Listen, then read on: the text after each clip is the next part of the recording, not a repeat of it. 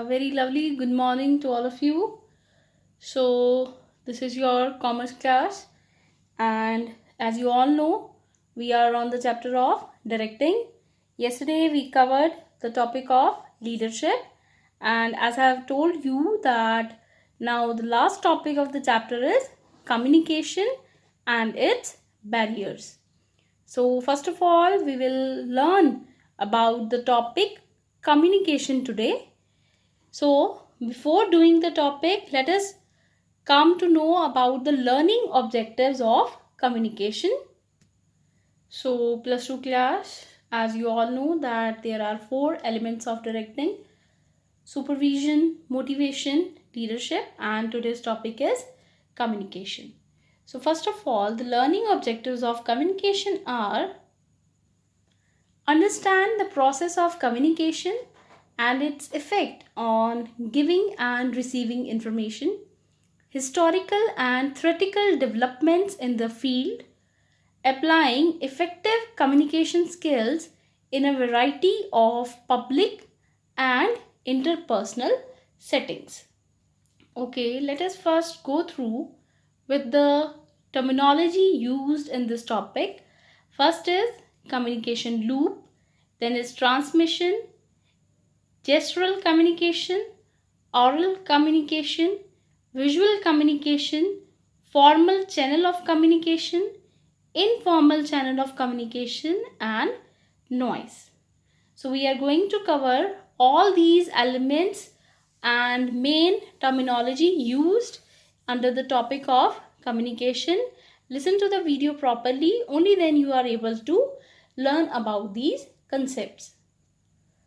No doubt we are having lectures on online. We are sending you links through which you can listen to the lectures of the class in charge, class teachers, but I'm sure you must be missing the lectures in the classes.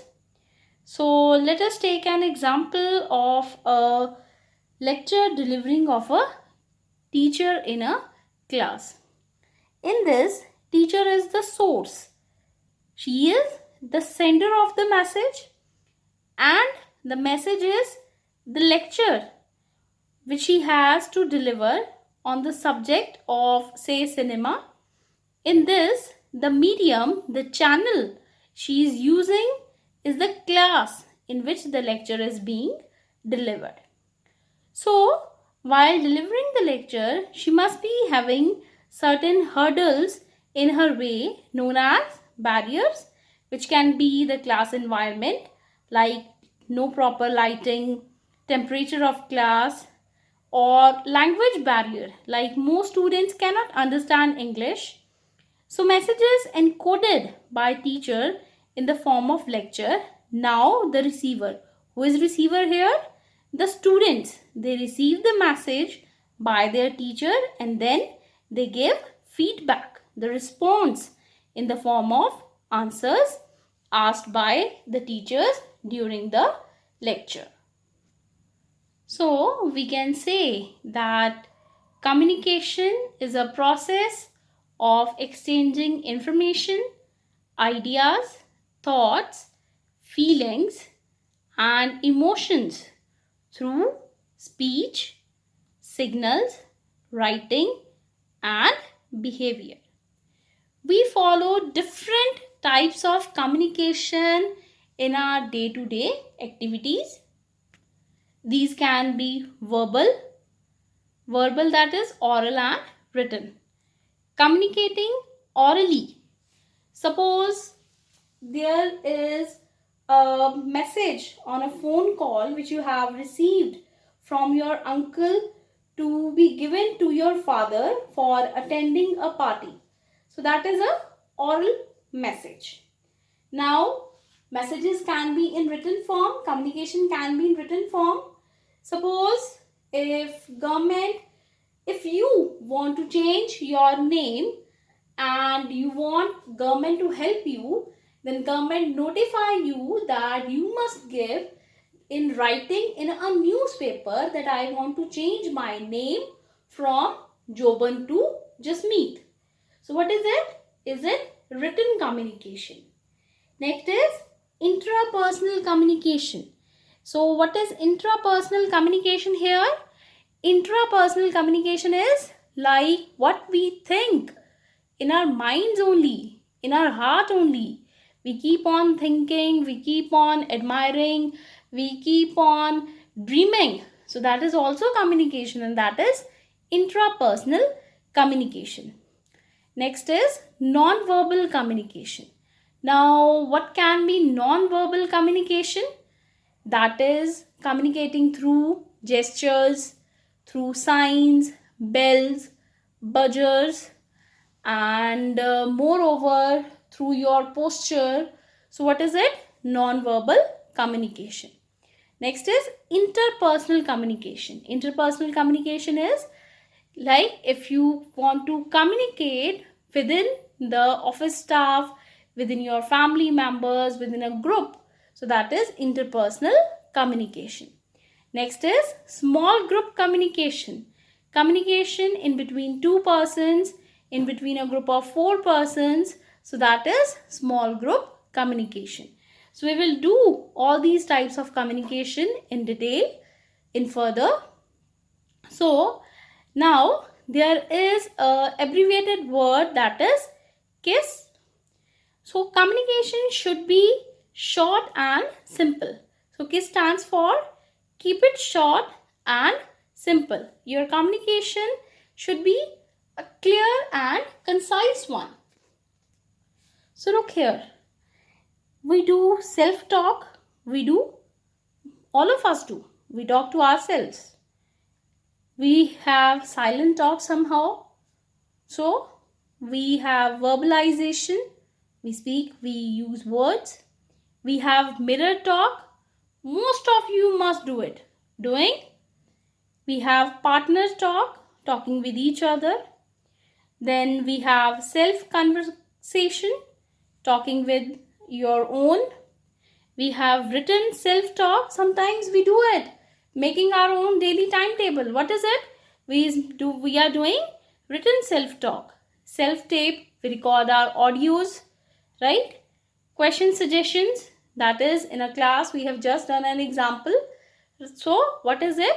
It's all a form of communication. Okay, now communication starts from word alphabet C. So we have more 7 C's of communication for its effectiveness.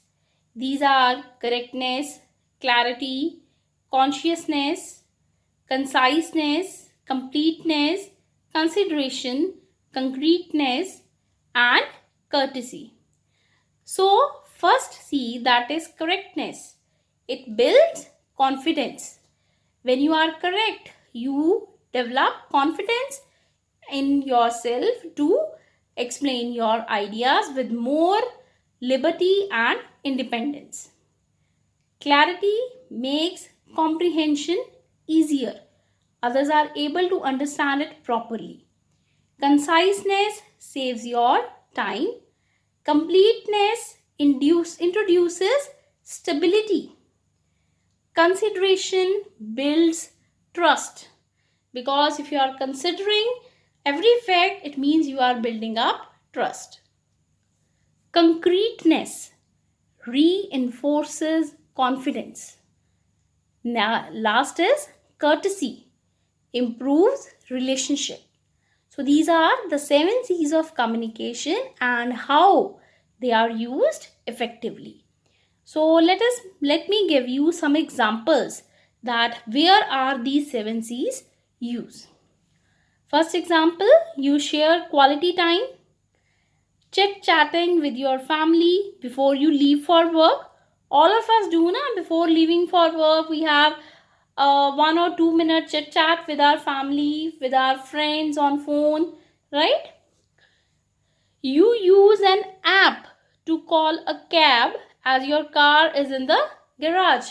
So your car is not properly maintained, and that's why you are using an app. It means you are communicating. This is also a communicating.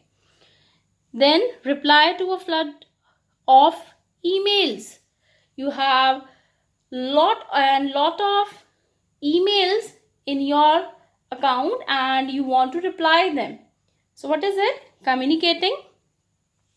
Video conferencing with clients on another continent. So like we are in Asia and we want to talk with our clients in Africa. So what we are doing? We are communicating. Let your smartphone order your lunch. So what is it? It's communication again. Placing an order on Zomato, Domino's, other apps like Uber Eats. So what is it? It's all communication, right? Okay, let me give you an example of a multinational insurance firm, that is AXA. It was suffering from a drop in employee engagement following a change to the company's business structure. People were feeling uneasy and there was a big divide growing between management and staff. The company organized an employee centered event that included participation, games, and conversation.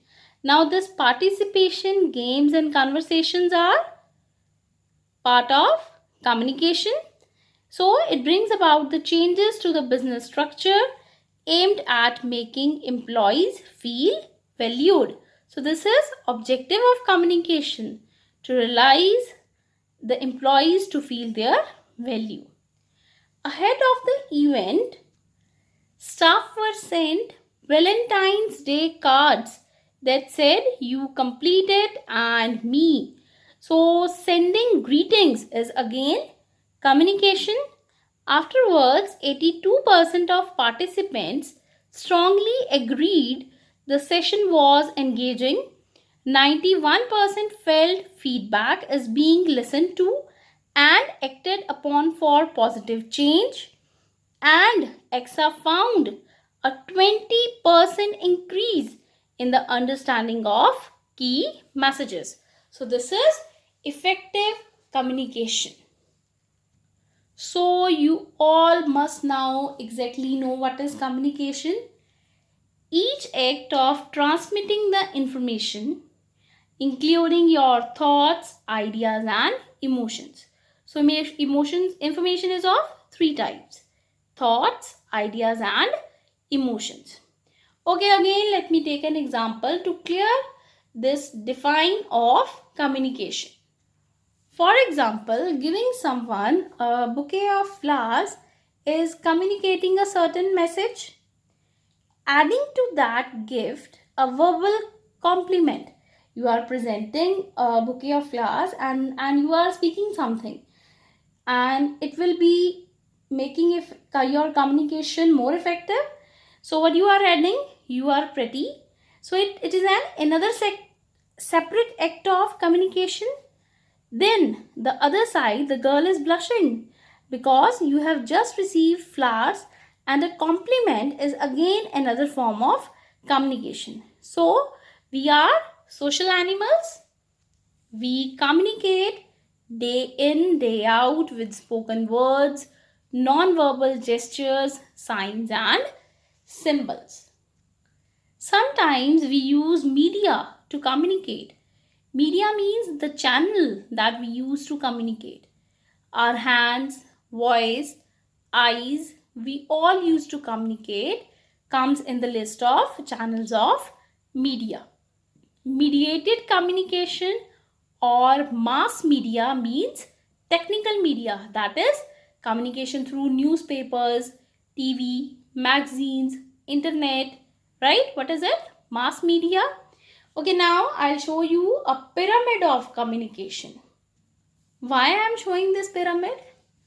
Communication is followed in every discipline. We are having many disciplines, not only commerce. We have history, political science, sociology, cultural, anthropology, psychology. So these all are disciplines.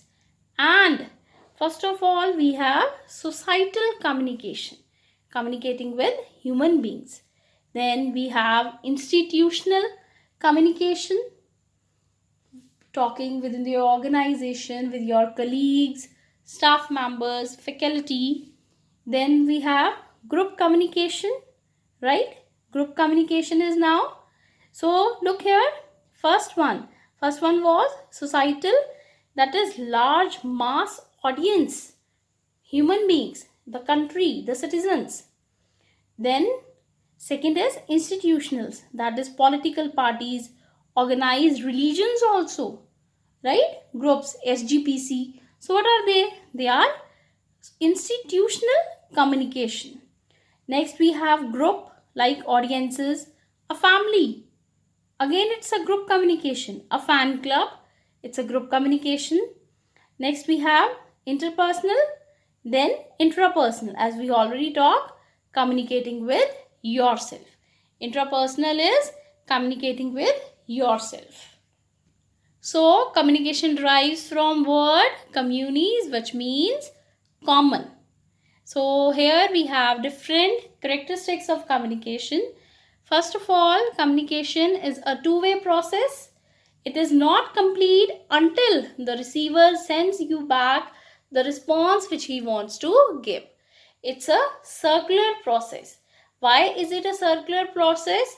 It starts from the sender, it's end with the sender. Sender is the one who sends the message, and sender is the one who at last receives the response. So it's a circular process. Then two or more persons. Two or more persons are involved in communication. A sender and the receiver, the message, one who understands, one who converts, one who translates. So there are two or more persons involved. Then communication is a continuous process. So is anyone among you all who is not communicating? We all are communicating, right? Then pervasive function. Pervasive is at all levels of management. Then multiple channels. So we use different medias to communicate. Okay, now let me add some, like internet, Google, Twitter, WhatsApp, Facebook, Messenger. I think you people must be having a very wide list than me that how to communicate with others, right? So what are these all? These are channels. Next is influencing human behavior. Now this is communication always put an impact on how does a person behave. Next one, use of verbal or non-verbal languages. Now verbal was of two types, either oral or written. Non-verbal is use of your posture, your eye contact, your movement of your hands, right? Next is forms of communication. The different types of communication, like we have done intrapersonal communication, interpersonal communication. So what are they? There are different forms of communication. Next is scope. Communication has a wide scope. Unless you exchange your ideas, your information, your knowledge is of no use. Next, it is dynamic process. Dynamic is changeable. We have to act and communicate according to the situation so arise. Next is goal oriented. Communication is always aim at accomplishment of common objectives. Two friends are talking to each other. There is a goal behind it. They must be talking on some common matter, right? Next is interdisciplinary. We have just done a pyramid. Different disciplines were there. So at all levels of pyramid, communication is followed and it is observed by different disciplines such as history, sociology, psychology, anthropology, etc. Next is objectives of communication. So why communication is done now? First of all, to educate and train people, to motivate people for quick decision making, to facilitate leadership, right? Next, teamwork. Group phenomena is there behind communication. More you communicate, more you will be able to influence others. Next is feedback. We communicate to get response from others. Communication is done for increasing managerial efficiency, to issue orders and instructions, to implement decisions, for facilitating coordination at all the levels of management, to counsel employees. To counsel means to guide employees for taking correct actions, to promote industrial peace. So, if there is no communication gap in the organization, then there is peace maintained, harmony of relations is there. Then, for effective control, communication make you get the feedback, the response. So you check that whether you have received your standards or not. Okay, let us now discuss about the process of communication. So first of all, we have sender, the one who sends the message. Then the content, the body which you want, what you want to send. Encoding of the message, converting the message into words, gestures, certain codes, so that the privacy of your message is maintained. Next is channel, the media which you are using to send the message to the receiver. And channel can be telephone, a letter, an email, a WhatsApp account, many more. Then a receiver, the person who is going to receive the message, he will decode the encoded message, and after he receives the message, and now he will give the feedback. So from here it is clear, communication is a never ending process, right? It starts from sender and end with the feedback of the receiver, which is ultimately given back to the sender of the message. Now look here, one more diagram is there for you.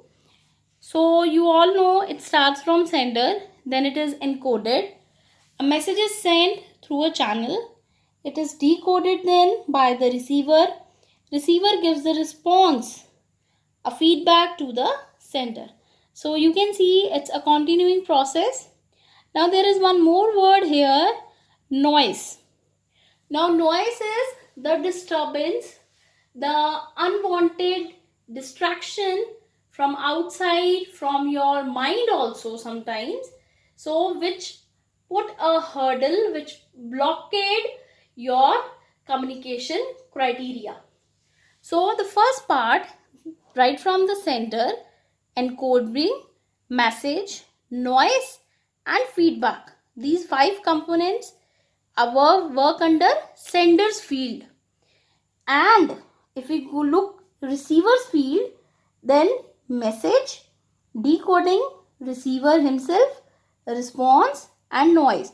So this unwanted disturbance is in both sender's field as well as receiver's field of experience. Okay, now let us elaborate each and every process item in detail. One who initiates the conversation and conceptualize the idea to convey it to others is a sender. The sender translates the message into words, symbols, gestures called encoding. A medium through which a message is passed from the sender to the receiver is a channel. Translating the message into words for the purpose of understanding is called decoding.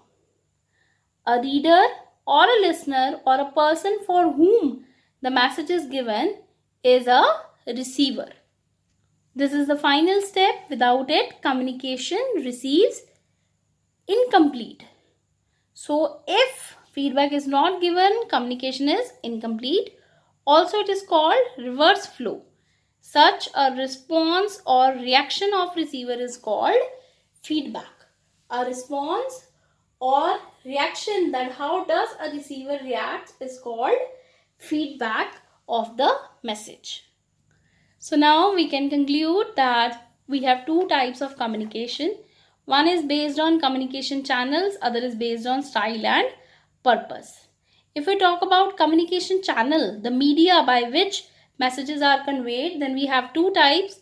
One is non-verbal and another is verbal. If we talk about based on style and purpose, then it can be formal communication or informal communication. So what is formal communication? Communication controlled by people in positions of authority within the organization is formal communication. On the other hand, informal communication is just the opposite of formal. It is the communication that takes place outside the formal communication structure in the organization. Suppose in a hospital, wards, nurses, the attendants, when they are working in the organization, they are talking to each other. So what is it? It's a formal communication. Same set of people when go outside to have lunch together, it is called informal communication. It is informal gathering because they will talk about, no doubt, may they be talk about the same organization, but it is considered as informal communication. In verbal communication, we have two types. One is oral, another is written. And in oral communication, we have two types of communication. One is face to face, another is distance. So in face to face, you can say that like in class, the teacher teaches and the students are listening. So what is it? Face to face. And right now you are listening to the video. So what is it? It's a distance communication. I am delivering the lecture, but you can't see and you can't have direct inquiries. In that sense, what is it? It's an indirect form, that is distance communication. Okay, let me talk about some forms of non-verbal communication. First of all, we have gestural communication. Gestures means signs and symbols like facial expressions, nodding your heads, winking, clapping your hands. So what is it? It is all gestural communication. Next is posture. Stand tall with head up and shoulders back. So again, it's a posture which is conveying a message. Then look professional. So if you look a person wearing a white coat, carrying a stethoscope, so what is it? He is communicating that he is a doctor. Then eye contact, make eye contact rapidly. That sometimes, oh, a very good one. So whenever teacher teaches in class, you people do what? You look into each other's eyes and waiting for the bell to ring. So what is it? An eye contact. Next we have very important one. First is kinesics, then proxemics, and last is haptics. It's a form of non-verbal communication. Now kinesics is body movement and position. Remember kinetic energy. Remember? So body movement and position. Movement of your body parts. So if you want to convey something with that is called kinesics. Then is proxemics. Space between individuals while they interact. So when you are interacting, a space is maintained. Suppose you are talking to your grandparents. Either you sit in the lap or you talk at a distance. So what is it? You are giving them respect and it is called proxemics. Next is haptics. Shaking your hands, high five, put on the shoulders. So what is all this? These are haptics, a form of non-verbal communication. So I hope now the topic of communication is clear to all of you. Read pages 312 till 316 for better understanding of the topic. Correlate your topic with the reference links given here. Open the links and view the information given about the related topic. Also, you are able to answer the questions. True or false? First is sharing or exchanging information, ideas and experiences between person means communication. The process of communication may not always contain a message. Feedback is one of less important elements of the process of communication. A traffic police showing a stop sign to the public is the sender of message in the process of communication. So you have to answer the questions, see the snap homework, watch the school links, follow the related correlated links with your topics, and moreover, tomorrow we will finish this chapter with the last topic, that is barriers of communication and the remedies, measures available to overcome these barriers. Thank you.